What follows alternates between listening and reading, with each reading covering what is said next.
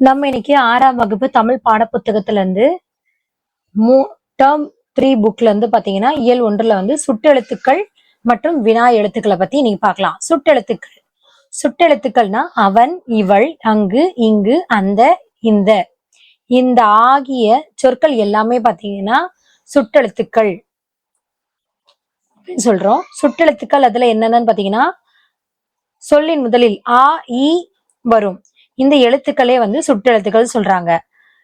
அதாவது ஒன்றை சுட்டிக்காட்டி வரும் எழுத்துக்கள் தான் சுட்டெழுத்துக்கள். மொத்த சுட்டெழுத்துக்கள் வந்து 3 வகைப்படும். ஆ இ உ. இதுல ஆ இ மட்டும்தான் இப்போ நம்ம யூஸ் பண்றோம். ஊ வந்து சுட்டெழுத்து இப்போ நம்ம பயன்படுத்துறது இல்ல. அகச்சுட்டு அகச்சுட்டுன்றது வந்து இவன், அவன், இது, அது இந்த சொற்கள் எல்லாமே பாத்தீங்கன்னா அகச்சுட்டு. இந்த அகச்சுட்டுல சுட்டு எழுத்த நீக்கினால் வந்து பொருள் தராது. அதனாலதான் இது வந்து அகச்சுட்டுன்னு சொல்றோம். அகத்தே மட்டும் இருக்கிறதுனால அகத்தே இருந்து சுட்டு பொருளை தருவதனால இது அகச்சுட்டு அப்படின்னு சொல்றோம். நெக்ஸ்ட் புறச்சுட்டு. புறச்சுட்டுன்றது வந்து அவ்வானம், இம்மலை, இந்நூல், இம்மரம் ஆகிய இந்த எல்லா சொற்களும் பாத்தீங்கன்னா புறச்சுட்டு. இதுல சுட்டு எழுத்த நீக்கினால் பொருள் தரும். புறத்தேனா வெளியே இருந்து சுட்டு பொருளை தருவதுதான் புறச்சுட்டு. அண்மை சுட்டு. அண்மை சுட்டுன்னு பாத்தீங்கன்னா அண்மையில்ன்றத வந்து அருகில் அப்படின்னு சொல்லலாம். நல்லா ஞாபகம் வச்சுக்கோங்க. இவன், இவர், இது, இவை, இம்மரம், இவ்வீடு இச்சொற்கள் எல்லாமே பாத்தீங்கன்னா அண்மை சுட்டு எழுத்துக்கள். இதுல இஃது அண்மை சுட்டும் சொல்லுவாங்க. அண்மை சுட்டுக்குரிய எழுத்து வந்து இதுல இ. அடுத்து பாத்தீங்கன்னா செய்மை சுட்டு. செய்மை சுட்டுன்றது வந்து தொலைவில் உள்ளவற்றை சுட்டி காட்டும் பொருள் தான் செய்மை சுட்டு. அவள், அவர், அது, அவை, அவ்வீடு, அம்மரம் இச்சொற்கள் எல்லாமே வந்து செய்மையில் உள்ளதுனால இது வந்து செய்மை சுட்டெழுத்து. செய்மை சுட்டெழுத்து என்னன்னு பாத்தீங்கன்னா ஆ. அருகில் உள்ளவற்றிற்கும் தொலைவில் உள்ளவற்றிற்கும் இடையில் இருப்பதை சுட்டிக்காட்ட ஊ என்ற சுட்டெழுத்து அக்காலத்தில் பயன்படுத்தப்பட்டது. எடுத்துக்காட்டு உது, உவன், உப்பக்கம். இன்னைக்கு நம்ம ஊன்ற எழுத்தை வந்து பாத்தீங்கன்னா பயன்படுத்துறது இல்ல. ஆ இ மட்டும் தான் நம்ம பயன்படுத்துறோம். அந்த காலத்துல மட்டும்தான் ஊ பயன்படுத்திருக்காங்க. எடுத்துக்காட்டு உது, உவன், உப்பக்கம். சுட்டுத்திரிபு. சுட்டுத்திரிபுன்றது வந்து அம்மரம், இவ்வீடு. இந்த அம்மரம், இவ்வீடுன்றது வந்து புறச்சுட்டுகள் நமக்கு நல்லாவே தெரியும். இந்த சொற்கள்ல வந்து அம்ன்றத வந்து நம்ம அந்த மரம், இவ்வீட வந்து இந்த வீடு என்று வழங்குகிறோம். இதுல இ ஆகிய சுட்டெழுத்துக்கள் மாற்றம் பெற்று திரிந்து அந்த, இந்த அப்படின்னு வர்றதுனால இது சுட்டு திரிபு அப்படின்னு சொல்றோம்.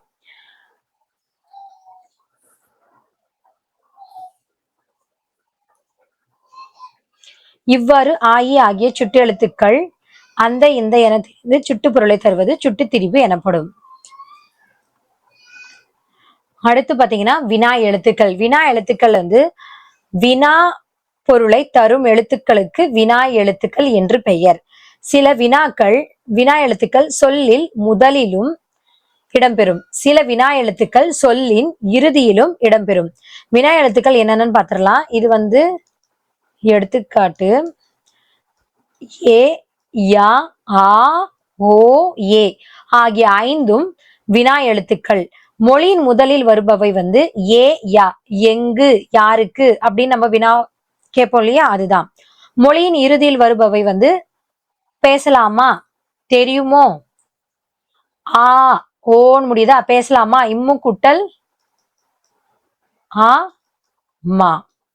தெரியுமோன்னு வந்து இம்மு கூட்டலோ மோ அப்படின்னு சொல்லுவோமா.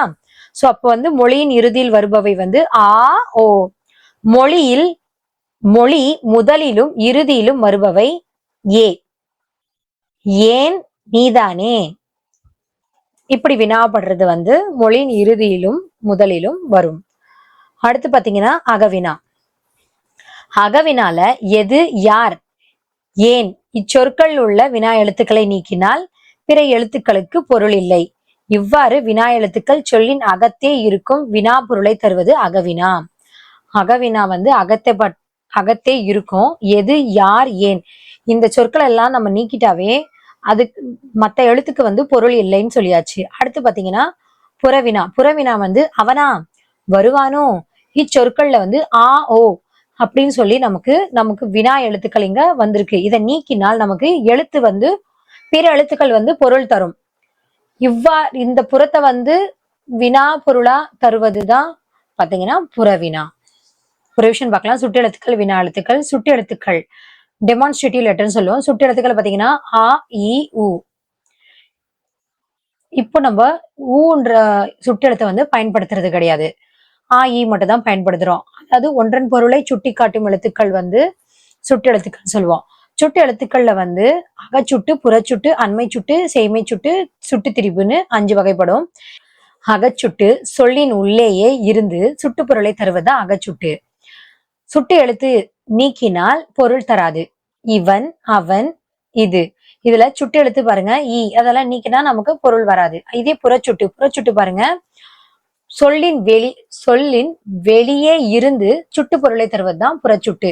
அதாவது புறத்தே இருந்து சுட்டு பொருளை தருவது. இந்த சுட்டு எழுத்தை நீக்கினால் வந்து நமக்கு பொருள் தரும். அவ்வானம் சுட்டு எழுத்தை நீக்கிட்டா வானம். இம்மலை நீக்கினா நமக்கு மலைன்னு பொருள் தரும். இந்நூல் சுட்டு எழுத்தை நீக்கினால் நமக்கு நூல் என்று ஒரு பொருள் தரும். அதாவது பொருள் பொருள் தரும். அடுத்து பாத்தீங்கன்னா அண்மை சுட்டு. அண்மை சுட்டுன்றது வந்து அருகில் உள்ளவற்றை சுட்டி காட்டுவது தான் அண்மை சுட்டெழுத்து. இது சுட்டு எழுத்து எதுன்னு பாத்தீங்கன்னா இ. எப்படி ஞாபகம் வச்சுக்கலாம்னா ஆக்கு அடுத்து என்ன, இ. சோ நம்ம சுட்டு எழுத்து வந்து இ ஞாபகம் வச்சுக்கோங்க. இவன், இவர், இது, இவை, இவ்வீடு, இம்மரம், இது எல்லாமே பாத்தீங்கன்னா இம்மரம், இது எல்லாமே பாத்தீங்கன்னா அண்மை சுட்டு.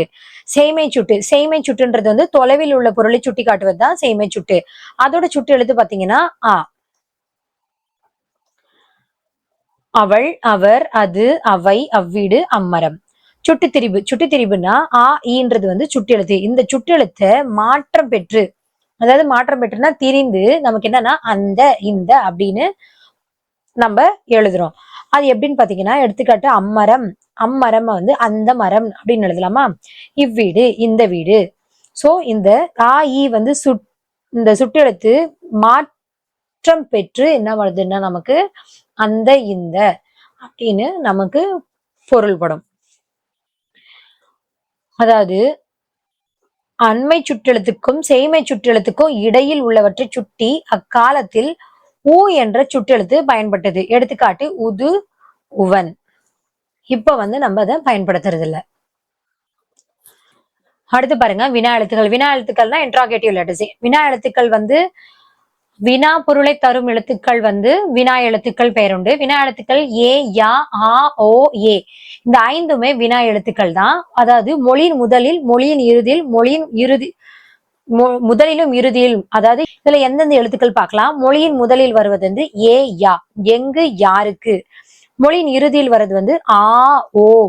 பேசலாமா, மா பாருங்க இம்மு குட்டலா மா. தெரியுமோ, இம்மு குட்டல் ஓ. தெரியுமோ அப்படின்னு முடியுது இல்லையா. சோ மொழியின் இறுதியில் வரும் எழுத்து பாத்தீங்கன்னா ஆ, ஓ. முதலிலும் இறுதியிலும் ஏ. ஏன் சில சமயத்துல முதலில் வரும். நீதானே அப்படின்னா இன்னு குட்டல் 7 முடியுதா, அப்போ இறுதியில் வருது பாருங்க. இதுதான் வந்து முதலிலும் இறுதியில் வர்றது வந்து பாத்தீங்கன்னா முதலிலும் இறுதியிலும் வர எழுத்துக்கள் தான் வந்து ஏ. முதலில் வந்து ஏன் வரும், இறுதியில வந்து நீதானே அப்படின்னு முடியும். இன்னு குட்டல் ஏ முடியுதா, இறுதியில் வருதா. முதலிலும் இறுதியிலும் வரும் எழுத்து ஏ. வினா எழுத்துக்கள் வினா பொருளை தர உதவுகின்றன. இவை சொல்லுக்கும் தொடக்கத்திலும் இறுதியிலும் இரு இடங்களிலும் வரும். மறக்காம நம்ம சேனலை சப்ஸ்கிரைப் பண்ணிடுங்க. பிடிச்சிருந்தா லைக் பண்ணுங்க. தேங்க்ஸ் ஃபார் வாட்சிங். நன்றி.